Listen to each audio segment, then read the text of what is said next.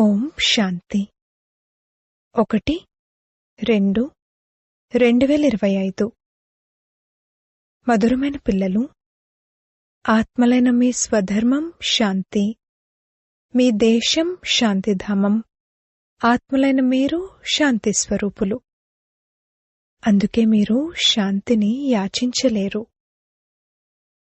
ప్రశ్న: మీ యోగబలం ఏ అద్భుతం చేస్తుంది? జవాబు: యోగబలంతో మీరు మొత్తం ప్రపంచమంతటినీ పవిత్రంగా తయారు చేస్తారు. ఎంత కొద్దిమంది పిల్లలైన మీరు యోగబలంతో ఈ పర్వతమంతటినీ ఎత్తివేసి బంగారు పర్వతాన్ని స్థాపన చేస్తారు. పంచతత్వాలు సతోప్రధానంగా అవుతాయి, మంచి ఫలాలనిస్తాయి. సతోప్రధాన తత్వాలతో ఈ శరీరాలు కూడా సతోప్రధానంగా ఉంటాయి. అక్కడి ఫలాలు కూడా చాలా పెద్ద పెద్దవిగా రుచికరంగా ఉంటాయి.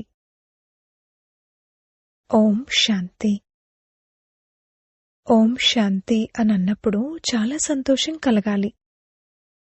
ఎందుకంటే వాస్తవానికి ఆత్మ ఉన్నదే శాంతి స్వరూపం, దాని స్వధర్మమే శాంతి. దీని గురించి సన్యాసులు కూడా అంటారు, శాంతి అనేది మీ మెడలో హారంలా పడి ఉంది, శాంతిని బయటెక్కడ వెతుకుతారు? ఆత్మ స్వతహాగా శాంతి స్వరూపం. ఈ శరీరంలోకి పాత్ర అభినయించడానికి రావాల్సి వస్తుంది. ఆత్మ సదా శాంతిగా ఉన్నట్లయితే మరి కర్మలెలా చేస్తుంది? కర్మలైతే చేయవలసిందే. అయితే శాంతిధామంలో ఆత్మలు శాంతిగా ఉంటాయి, అక్కడ శరీరం ఉండదు. నేను ఆత్మను, శాంతిధామ నివాసిని అని సన్యాసులు మొదలైన వారెవరూ భావించరు. శాంతిధామం మన దేశమని, తర్వాత మనం సుఖధామంలోకి వచ్చి పాత్ర అభినయిస్తామని, ఆ తర్వాత దుఃఖధామంలో రావణరాజ్యం ఉంటుందని పిల్లలైన మీకు అర్థం చేయించడం జరిగింది. ఇది 84 జన్మల కథ. నీకు నీ జన్మల గురించి తెలియదు అని అర్జునుడి కోసం భగవాన్ వాచ ఉంది కదా. కేవలం అతనొక్కరికే ఎందుకు చెప్పారు? ఎందుకంటే అతనొక్కరిదే గ్యారంటీ ఉంది. ఈ రాధాకృష్ణులదే గ్యారంటీ ఉంది కదా. అందుకే వీరికే చెప్పారు. ఈ పిల్లలంతా ఎవరైతే ఉన్నారో అందరూ ఏమీ 84 జన్మలు తీసుకోరని తండ్రికి కూడా తెలుసు, అలాగే పిల్లలకు కూడా తెలుసు. కొందరు మధ్యలో వస్తారు, కొందరు అంతిమంలో వస్తారు. ఇతని పాత్ర మాత్రం నిశ్చితమైనది. ఇతన్నే హే బచ్చే అని అంటారు. కావున ఇతను అర్జునుడైనట్లు కదా. తండ్రి ఈ రథంలో కూర్చున్నారు కదా. మనం జన్మ ఎలా తీసుకుంటాము అనేది పిల్లలు స్వయం కూడా అర్థం చేసుకోగలరు. సేవే చేయకపోతే ఇక సత్యుగ కొత్త ప్రపంచంలోకి మొట్టమొదటి ఎలా రాగలరు? వారి భాగ్యంలో ఏముంటుంది? తర్వాత ఎవరైతే జన్మ తీసుకుంటారో వారికైతే ఇది పాత ఇంటిలా అవుతూ ఉంటుంది కదా. ఎవరి విషయంలోనైతే మీరు కూడా నిశ్చితం అని అనుకుంటారో నేను వారి కోసమే చెప్తున్నాను. మమ్మా బాబా 84 జన్మలు తీసుకుంటారని మీరు కూడా అర్థం చేసుకోగలరు. కుమార్క ఉన్నారు, జనక్ ఉన్నారు. ఇటువంటి మహారథులు ఎవరైతే ఉన్నారో వారు 84 జన్మలు తీసుకుంటారు. ఎవరైతే సేవ చెయ్యరో వారు తప్పకుండా కొన్ని జన్మల తర్వాత వస్తారు. మేమైతే ఫెయిల్ అయిపోతాము, చివర్లో అంతిమంలోనే వస్తాము అని వారు కూడా అర్థం చేసుకుంటారు. స్కూల్లో పరుగు పందెంలో లక్ష్యం వరకు చేరుకుని మళ్లీ తిరిగి వస్తారు కదా. అందరూ ఒకేలా ఉండలేరు. రేస్లో ఒక్క పావు అంగుళం తేడా వచ్చినా 2వ నంబర్లోకి వచ్చేస్తారు. ఇది కూడా అశ్వరేస్ వంటిదే. అశ్వమని గుర్రాన్నంటారు, అలాగే రథాన్ని కూడా గుర్రం అంటారు. ఇకపోతే దక్ష ప్రజాపిత యజ్ఞాన్ని రచించారని, ఆ యజ్ఞంలో గుర్రాన్ని ఆహుతి చేశారని ఏదైతే చూపిస్తారో వాస్తవానికి ఆ విషయాలేవీ లేవు. దక్ష ప్రజాపిత కూడా లేరు, అలాగే అతను యజ్ఞాన్నేమీ రచించలేదు. పుస్తకాల్లో భక్తి మార్గానికి చెందినవి ఎన్ని కట్టుకథలున్నాయి. వాటి పేరే కథలు. ఎన్నో కథలు వింటూ ఉంటారు. మీరైతే ఇక్కడ చదువుకుంటున్నారు. చదువును కథ అని అనరు. స్కూల్లో చదువుకుంటారు. మాకు ఈ చదువు ద్వారా ఈ ఉద్యోగం లభిస్తుంది అని ఒక లక్ష్యం, ఉద్దేశం ఉంటుంది. ఏదో ఒకటి లభిస్తుంది. ఇప్పుడు పిల్లలైన మీరు చాలా దేహీ అభిమానులుగా అవ్వాలి. ఇదే శ్రమతో కూడుకున్నది. తండ్రిని స్మృతి చేసినట్లయితే వికర్మలు వినాశనమవుతాయి. ప్రత్యేకంగా స్మృతి చేయవలసి ఉంటుంది. నేనైతే శివబాబా బిడ్డనే కదా, ఇక స్మృతి చేయడానికేముంది అన్నట్లు కాదు. అలా కాదు. స్వయాన్ని విద్యార్థిగా భావిస్తూ స్మృతి చెయ్యాలి. ఆత్మలైన మనల్ని శివబాబా చదివిస్తున్నారు. ఇది కూడా మర్చిపోతారు. టీచర్ అయిన శివబాబా ఒక్కరే సృష్టి ఆది మధ్యాంతాల రహస్యాన్ని వినిపిస్తారు. ఇది కూడా గుర్తుండదు. పిల్లలు ప్రతి ఒక్కరూ తమ హృదయాన్ని ప్రశ్నించుకోవాలి. ఎంత సమయం తండ్రి స్మృతి నిలుస్తుంది? ఎక్కువ సమయమైతే బాహ్యముఖతలోనే పోతుంది. ఈ స్మృతే ముఖ్యమైనది. ఈ భారత్ యొక్క యోగానికి చాలా మహిమ ఉంది. కాని యోగాన్ని ఎవరు నేర్పిస్తారు? ఇదెవరికీ తెలీదు. గీతలో శ్రీకృష్ణుడి పేరు వేసేశారు. ఇప్పుడు శ్రీకృష్ణుని స్మృతి చేయడం ద్వారానైతే ఒక్క పాపం కూడా కట్టవదు కదా. ఎందుకంటే అతను ఒక శరీరధారి మాత్రమే. శరీరం పంచతత్వాలతో నిర్మితమైనది. అతణ్ణి స్మృతి చేయడం అంటే మట్టిని స్మృతి చేయడం వంటిది, లేక పంచతత్వాలను స్మృతి చేయడం వంటిది. శివబాబా అయితే అశరీరి కావున అశరీరిగా అవ్వండి, తండ్రినైన నన్ను స్మృతి చేయండి అని చెప్తారు. ఓ పతిత పావన అని అంటారు కూడా. మరి వారు ఒక్కరే అయినట్లు కదా. గీతా భగవానుడు ఎవరు అని యుక్తిగా అడగాలి. రచయిత అయిన భగవంతుడైతే ఒక్కరే ఉంటారు. ఒకవేళ మనుషులు తమను తాము భగవంతునిగా చెప్పుకున్నా కూడా మీరందరూ నా పిల్లలు అని ఎప్పుడు అనరు. వారు తతత్వమనంటారు, లేకపోతే ఈశ్వరుడు సర్వవ్యాపి అనంటారు. నేను కూడా భగవంతుణ్ణే, నీవు కూడా భగవంతుడివే, ఎక్కడ చూసినా నీవే నీవు, రాళ్లల్లో కూడా నీవే అననేస్తారు. అంతేకాని మీరు నా పిల్లలు అని అనలేరు. ఓ నా ప్రియమైన ఆత్మిక పిల్లలు అని తండ్రే అంటారు. ఈ విధంగా ఇంకెవ్వరూ అనలేరు. ఒకవేళ ఎవరైనా ముసల్మాన్లను నా ప్రియమైన పిల్లలు అనంటే చెంపదెబ్బ కొడతారు. ఈ విధంగా ఒక్క పారలౌకిక తండ్రి మాత్రమే అనగలుగుతారు. ఇంకెవ్వరూ సృష్టి ఆది మధ్యాంతాల జ్ఞానాన్ని ఇవ్వలేరు. 84 జన్మల మెట్ల యొక్క రహస్యం గురించి నిరాకారుడైన తండ్రి తప్ప ఇంకెవ్వరూ అర్థం చేయించలేరు. వారి యథార్థమైన పేరు శివ. వారికి మనుషులు ఎన్నో పేర్లు పెట్టారు. అనేక భాషలున్నాయి కావున తమ తమ భాషల్లో పేర్లు పెడుతూ ఉంటారు. బొంబాయిలో బబుల్నాథ్ అని అంటారు కాని దాని అర్థాన్ని అర్థం చేసుకోరు. వారు ముళ్లను పుష్పాలుగా తయారు చేసేవారు అని మీరర్థం చేసుకున్నారు. భారత్లో శివబాబాకు కొన్ని వేల పేర్లుంటాయి. వాటి అర్థమేమీ తెలీదు. తండ్రి పిల్లలకే అర్థం చేయిస్తారు. అందులోనూ మాతలను బాబా ఎక్కువ ముందు ఉంచుతారు. ఈ రోజుల్లో స్త్రీలను కూడా గౌరవిస్తున్నారు. ఎందుకంటే తండ్రి వచ్చారు కదా. తండ్రి మాతల మహిమను ఉన్నతంగా చేస్తారు. మీరు శివశక్తి సైన్యం.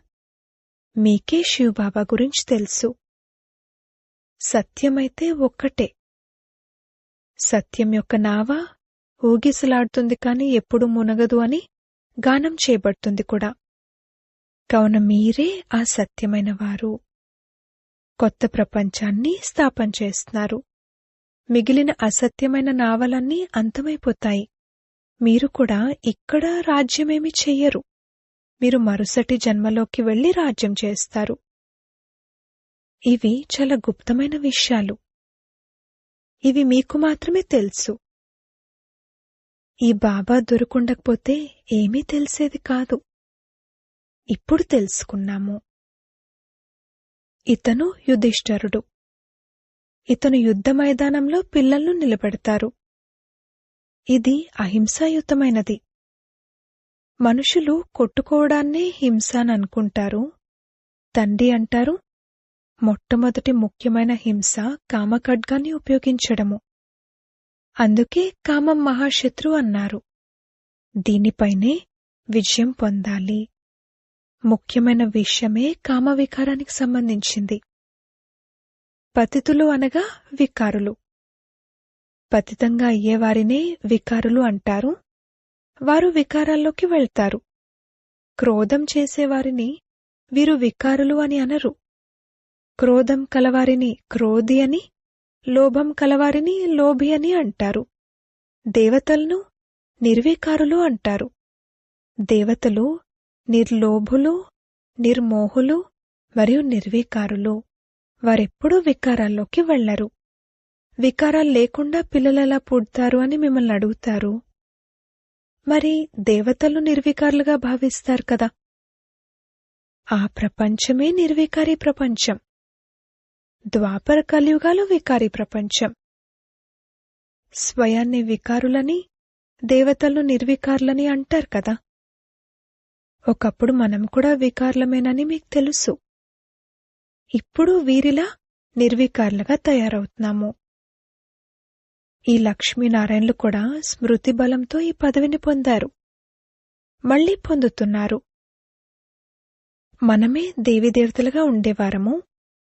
మనం కల్పపూర్వం ఇటువంటి రాజ్యాన్ని పొందాము. దానిని పోగొట్టుకున్నాము. మళ్లీ మనం పొందుతున్నాము. ఈ చింతనే బుద్ధిలో ఉన్న సంతోషం ఉంటుంది. కాని మాయ ఈ స్మృతిని మరిపింపచేస్తుంది. మీరు స్థిరమైన స్మృతిలో ఉండలేరని బాబాకు తెలుసు. పిల్లలైన మీరు అచలంగా ఉంటూ స్మృతి చేస్తూ ఉన్నట్లయితే త్వరగా కర్మాతీత అవస్థ తయారవుతుంది మరియు ఆత్మ తిరిగి వెళ్ళిపోతుంది. కాని అలా జరగదు. మొదటి నంబర్లోనైతే ఇతను వెళ్తారు.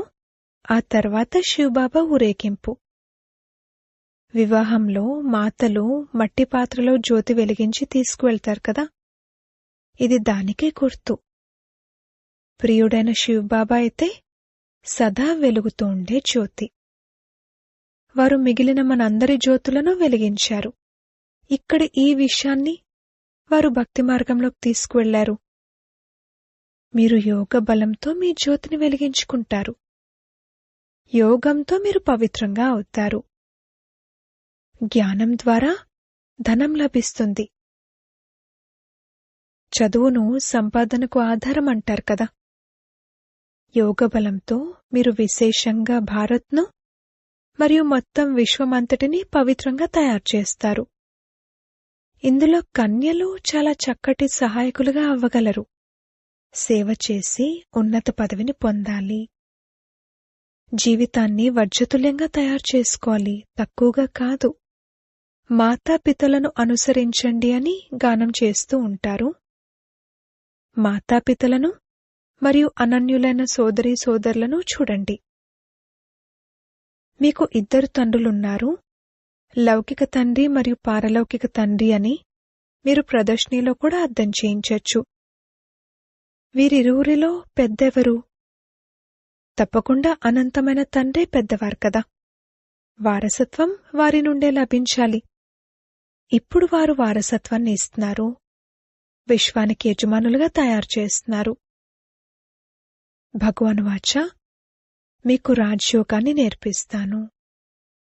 అప్పుడు మీరు మరుసటి జన్మలో విశ్వానికి యజమానులుగా అవుతారు. తండ్రి కల్పకల్పము భారత్లోకి వచ్చి భారత్ను చాలా షావుకారుగా తయారు చేస్తారు. మీరు ఈ చదువు ద్వారా విశ్వానికి యజమానులుగా అవుతారు.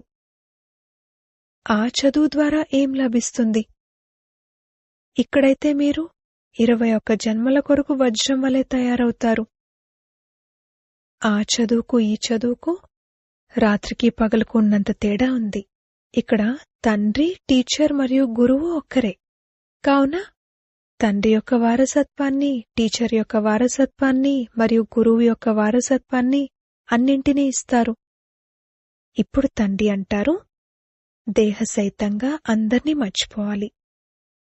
మీరు మరణిస్తే మీకు సంబంధించి ప్రపంచమంతా మరణించినట్లే. తండ్రికి దత్తత తీసుకోబడ్డ పిల్లలుగా అయిన తర్వాత ఇంకెవరిని స్మృతి చేస్తారు? ఇతరులను చూస్తున్నా చూడనట్లుగా ఉంటారు. పాత్రను కూడా అభినయిస్తారు. కాని ఇప్పుడు మేమింటికి వెళ్ళాలి, మళ్ళీ ఇక్కడికొచ్చి పాత్రను అభినయించాలి అని బుద్ధిలో ఉంది. ఈ విషయం బుద్ధిలో ఉన్నా ఎంతో సంతోషం ఉంటుంది. పిల్లలు దేహభానాన్ని వదిలేయాలి. ఈ పాత వస్తువునిక్కడ వదిలేసి ఇప్పుడు తిరిగి వెళ్ళాలి. నాటకం పూర్తవుతుంది. పాత సృష్టికి నిప్పంటుకుంటుంది. అందులో పిల్లలు అందులు అజ్ఞాన నిద్రలో నిద్రిస్తూ ఉన్నారు. దీనికి వారు నిద్రపోతున్న మనిషిని చూపించారేమో అని అనుకుంటారు. కాని ఇది అజ్ఞాన నిద్రకు చిహ్నం. ఆ నిద్ర నుండి మీరిప్పుడు మేల్కొలుపుతారు. జ్ఞానమనగా దినం సత్యుగం, అజ్ఞానమనగా రాత్రి కలియుగం. ఇవి బాగా అర్థం చేసుకోవాల్సిన విషయాలు. కన్య వివాహం చేసుకుంటే తన తల్లిదండ్రులు, అత్తమామలు మొదలైన వారంతా కూడా గుర్తుకొస్తారు. వారిని మర్చిపోవలసి ఉంటుంది. మేము యుగళలు అయ్యుండి కూడా ఎప్పుడూ వికారాల్లోకి వెళ్ళము అని సన్యాసులకు చూపించే యుగళలు కూడా ఉన్నారు. జ్ఞాన ఖడ్గం మధ్యలో ఉంది. పవిత్రంగా ఉండాలి అన్నది తండ్రి ఆజ్ఞ. చూడండి, రమేష్ మరియు ఉషా ఉన్నారు. వారెప్పుడూ పతితంగా అవ్వలేదు. ఒకవేళ మేం పతితంగా అయ్యామంటే 21 జన్మల రాజ్యం కోల్పోతాము, దివాలా తీస్తాము అన్న భయం ఉంది. ఇందులో కొందరు ఫెయిల్ అవుతూ ఉంటారు. గాంధర్వ వివాహం అన్న పేరైతే ఉంది కదా. పవిత్రంగా ఉన్నట్లయితే చాలా ఉన్నతమైన పదవి లభిస్తుంది అని మీకు తెలుసు. ఒక్క జన్మ కొరకు పవిత్రంగా అవ్వాలి. యోగబలంతో కర్మేంద్రియాలపై కూడా కంట్రోల్ వచ్చేస్తుంది. యోగబలంతో మీరు మొత్తం ప్రపంచమంతటినీ పవిత్రంగా తయారు చేస్తారు. ఎంత తక్కువ మంది పిల్లలైన మీరు యోగబలంతో ఈ పర్వతమంతటినీ ఎత్తివేసి బంగారు పర్వతాన్ని స్థాపన చేస్తారు. మనుషులు ఇది అర్థం చేసుకోరు.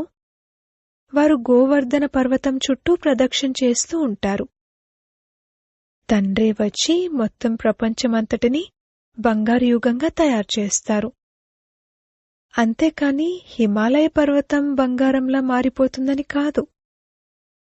అక్కడ బంగారం యొక్క గనులు నిండుగా ఉంటాయి. పంచతత్వాలు సతోప్రధానంగా ఉంటాయి. ఫలాలు కూడా బాగా ఇస్తాయి. సతోప్రధానమైన తత్వాలతో ఈ శరీరాలు కూడా సతోప్రధానంగా ఉంటాయి. అక్కడి ఫలాలు కూడా చాలా పెద్ద పెద్దవిగా రుచికరంగా ఉంటాయి. దాని పేరే స్వర్గం.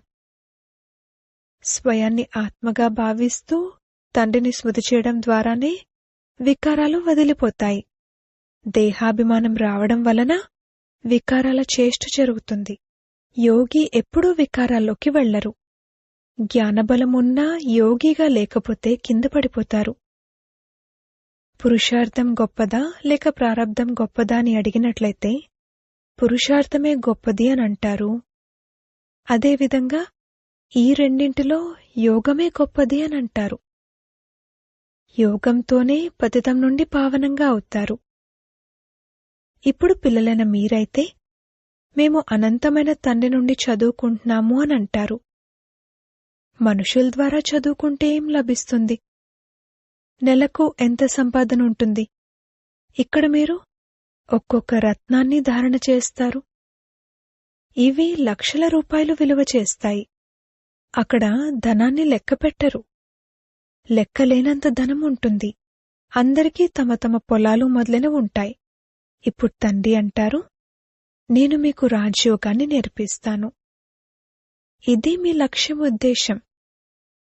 పురుషార్థం చేసి ఉన్నతంగా తయారవ్వాలి. రాజధాని స్థాపన అవుతుంది. ఈ లక్ష్మీనారాయణలు ప్రారబ్ధాన్ని ఎలా పొందారు?